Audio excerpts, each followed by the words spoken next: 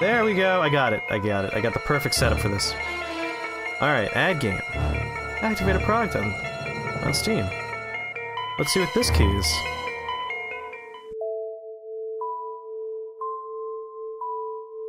Knight, King, Assassin. Alright. This looks like a knight, this looks like a king, and this looks like an assassin.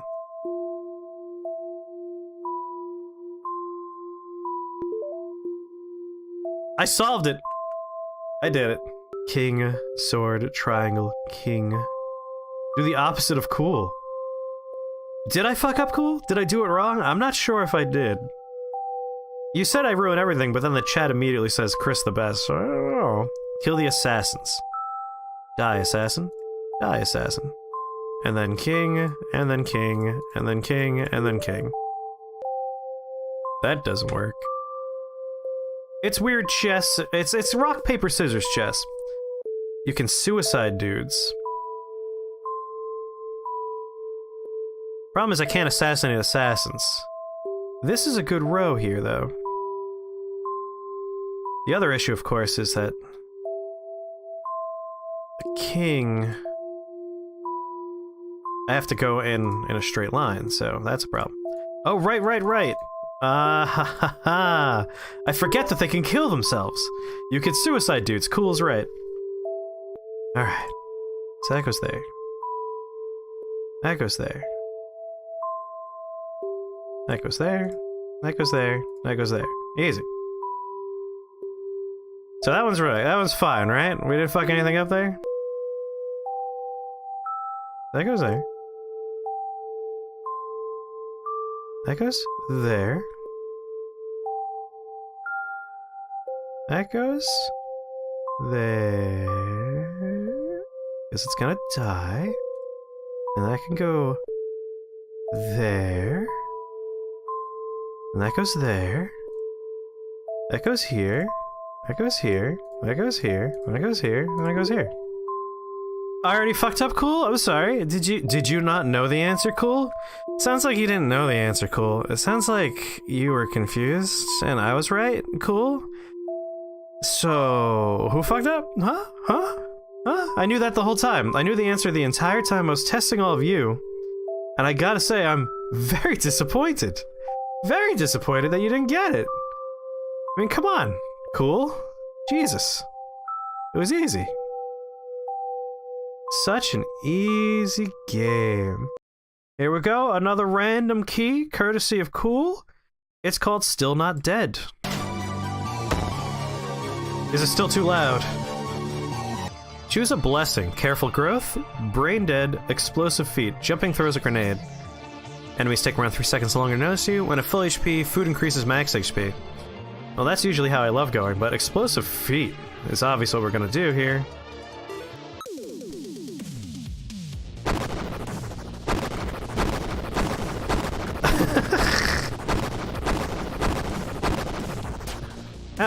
Oh, there's stuff here! So we got a bit of a first-person roguelike, it seems. And I get the impression there's a gun over here somewhere? Oh, grenades hurt us.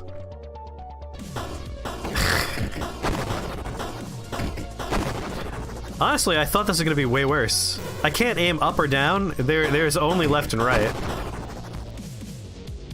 Is it running on the original Doom engine? It's running on the Unity engine. So it might as well be. That's not true. Unity's a very versatile engine. You can do lots of stuff with it. We all know that real aficionados of electronic entertainment will play on anything that has a good game on it. No one actually gives a crap about what console or system or platform they're playing on. They just want to play good games. Which is why when someone's like, oh man, you know, Xbox or Sony for life or Nintendo only. It's like, yeah, alright. If you want to not play a whole bunch of really fun games, I guess that's one way to live your life. It's a dumb way, but more power to you, I suppose. I'm always going to play as many good games as I can, regardless of the medium. I will seek them out. All map icons except exits look identical. Oh, we have to choose a curse! Crosshair reticle is removed. When a weapon hits 0 ammo, it either restores to full ammo, 25% chance, or destroyed, 75% chance. We're gonna go with target practice because we can just look at the center of the screen. Also, the reticle was not accurate to begin with. Okay, okay. 3 kills left. There's 2.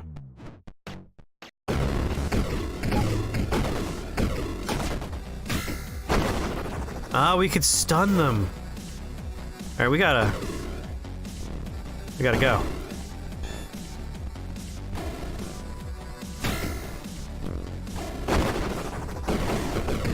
Just leave fire behind us. Run forward, please.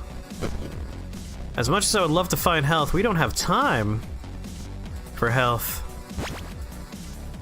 God damn. See, I'm not into that. Not into... I cannot tell what I can go through or around sometimes.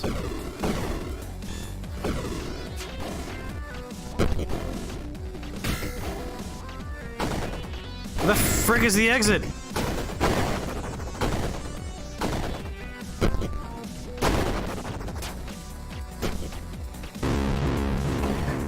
Did you see the exit? Our dot was on top of it several times. I didn't see the exit. Let's continue this adventure of what the hell do we have here? I see we're gonna have to more specifically capture this game. There we go. We did it, everybody. Can we perhaps make this widescreen at all? No. Next up in our Coool Key Power Hour experience, where we play random keys given to us by Coool, who doesn't even know what they are, is RFL. Let's see what this is all about. Tutorials on. Briefly explain the various gameplay mechanics. That's probably a good idea. Story mode grants an ability in battle that can be used to quickly win most fights, including boss battles. It's an optional ability that can be used to, or ignored at the player's preference. We'll turn it on just in case. And the prologue should be enabled for your first playthrough. Got it. Do it. In the next scene, text box is automatically closed to time with the music. Read the dialogue briskly. Okay. Thank you for the advice. How much farther is this place? You better not have dragged me. Oh boy. I mean, my favorite pet peeve about Game Grumps is, alright, we're gonna play a game, and then they like mash the tutorial out of the way because they want to go fast and try and be as entertaining as possible. But then you get stuck with an entire episode where Aaron just doesn't know how to do a simple thing that was explained 5 minutes ago, and the whole episode's boring because of it. It's like, if you just spend the time, it won't be... No! That's my pet peeve. Oh god, we've been missing dialogue. What if there are vampires around here? Vampires don't come this far north. Stop worrying. We're going to be fine. They weren't fine. What episode? Good point. Good point. I'm paying attention. I'm sorry. Prepare for battle? Ew, they're leaf cutters. They're not normally aggressive. Maybe I'm near a nest. Well, all I can do is fight them off.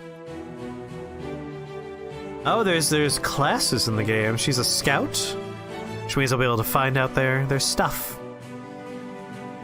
And there's like a whole bunch of text on the screen that I'm not reading. Battle. We're gonna go with a skill. I'm gonna use my special ability called Story Mode, and I won! I did it! I'm awesome at this game. Are you claiming that that is literally in every way a Zubat sprite, which we can all agree is very true? It is a Zubat. Hey, I have a Zubat plushie directly behind me at this very moment, hanging from my ceiling. Technically, he's sitting on a flag next to a Cthulhu plushie, but they are suspended from my ceiling. Only those with the face of Wink can use the hidden ability known as Story Mode. Save your game? Yes, please. It's that ghost lady again. It's Dark Souls. Dead people leave notes. Hello, spirits. Can you help me? I fell down here and I don't know how to get up. Or you could just be a bitch about it, I guess. Fuck you too. God, I hate ghosts. Couldn't have killed you to just tell me how to get out of here, but whatever, I guess. Cool, just screaming. We can change games now! That was merely the prologue. I agree, though, game swap. I love RPGs, but I'll be the first to admit this one's not super thrilling. Not bad, though. Oh my god, let me out, let me out. Come on, tiny game. Tiny, tiny, tiny. Big money, big money. Good robot. Yes! 138 megabytes. Alright. Everyone, lean close and squint. As always, if someone would be so kind as to update our game to be Bad Robot. Alright. We have another entry in the Coool Key Power Hour. Not that it's an hour or powerful. I've been finding ability upgrades, and the hats seem to do things as well, but not so much that changes how I play. Like, part of the fun of Gungeon and Isaac and other premier roguelikes is gameplay changes, you know? Your build changes how you play. I'm not getting much of that so far. But I want to see something like that changes the gameplay. That's what I'm really looking for here. I'm looking for, like, different beams, different guns. I'm not looking for, like, rate of fire and power and aiming reticles. I want something that makes this fun to play many times. Looking for that roguelike element. And not just the permadeath and stats and levels. Looking for the fun part. The builds. The runs. Otherwise, this might be a bit of a shallow experience. The lack of hat stacking is a problem. Alas, doesn't appear to be a boss fight. Just appears to be a relatively difficult room.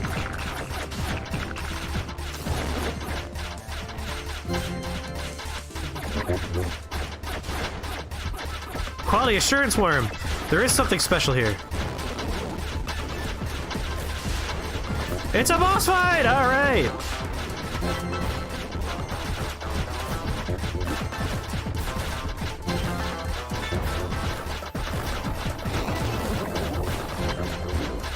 And he's dead. Oh, is there no save? Come on. I've made so much progress. There we go, new weapons, new enemies. This game takes a little bit of time to get going, but I think once it gets going, it's fun. Alright, we'll do a new game as... Oh, it has continue, perfect. As per the requests of the room. I have a lot of games I want to play, so stuff like Minecraft is... It's less appealing to me because it's a game that never ends, and it's something you can play forever and ever, and I want to, like, get through all of these other things I own. Which is only getting harder because Coool is making me redeem all of these goddamn keys. Cool's Cool's Keys Corner. Welcome to Coool Key Corners. Coool Keys Corner. No, it's keys from Cool's Corner. And this one's called Circuit Breakers, and it's demanding I press the letter E on my keyboard. Oh, here we go. You could use arrow keys. Twin stick shooter. Can I use my controller? No. Alright, E. E. E. E. Alright, a little bit of a Smash TV, a game I loved growing up. I think you're right, though. I feel like bullets are what we need right now. Like, we have some bullets, but not very many. We need to be dodging more bullets. It needs to feel a little bit more interactive. Because right now it's just like strafe, shoot, strafe, shoot. Well, I'm just getting shot a lot because I wasn't paying attention. There we go. It could potentially be a little bit too generous with the health, even.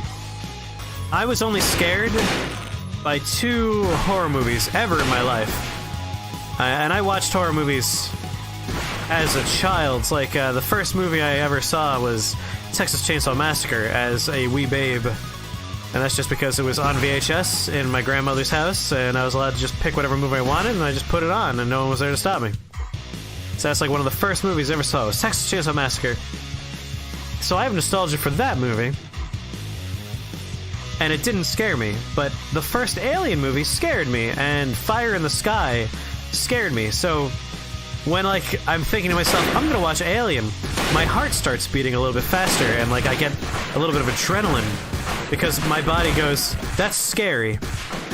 But it's not really scary anymore. Like, I've seen it so many times that I have all the plot beats for Alien memorized. I could quote that movie along with the movie. It's not scary anymore. But at first, I have that fear response because that's what happened when I was a child. It's like, it's fear nostalgia, which I find very interesting.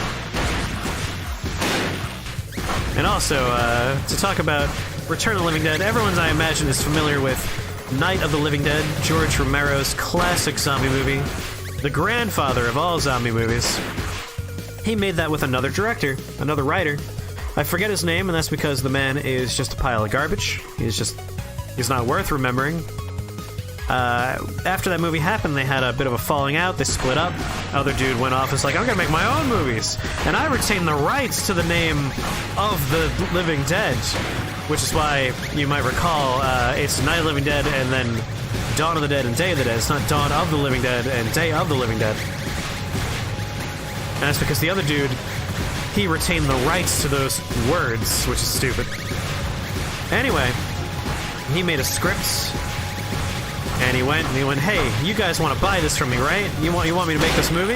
And the studio went, oh yeah.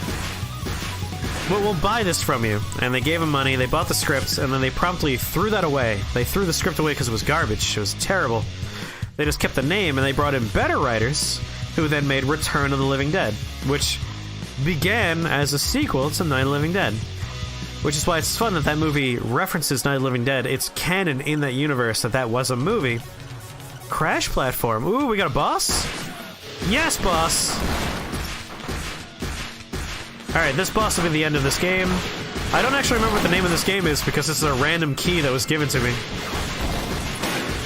Via Cool's, like, pile of keys.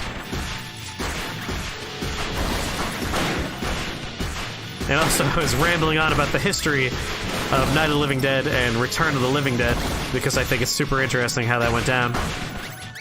That guy is responsible for, like, the early 90s re-release of Night of the Living Dead that had all those terrible scenes added to it. Like the awful preacher that can't act. Oh, got crushed. Circuit Breaker, yes, thank you. The game is called Circuit Breaker.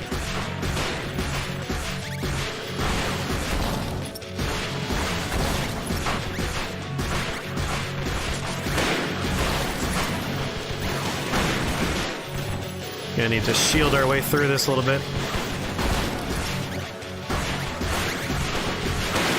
Now this is a good boss. Ooh, he got me.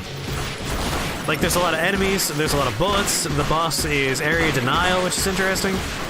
This game is a little bit slow to get started, but once it gets started, I think it's a lot of fun.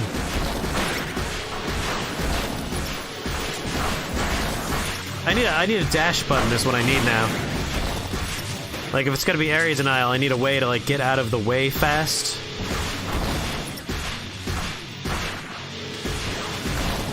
Oh, we got more boys.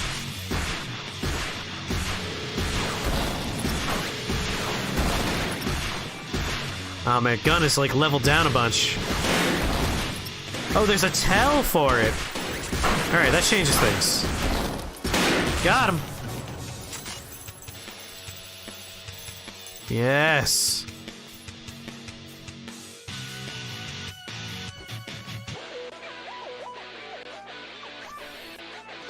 What was the terrible movie? The terrible movie was the, like, early to mid-90s re-release of Night of the Living Dead, which had a whole bunch of, like, scenes added to the movie that were awful. Like, it ruins Night of the Living Dead.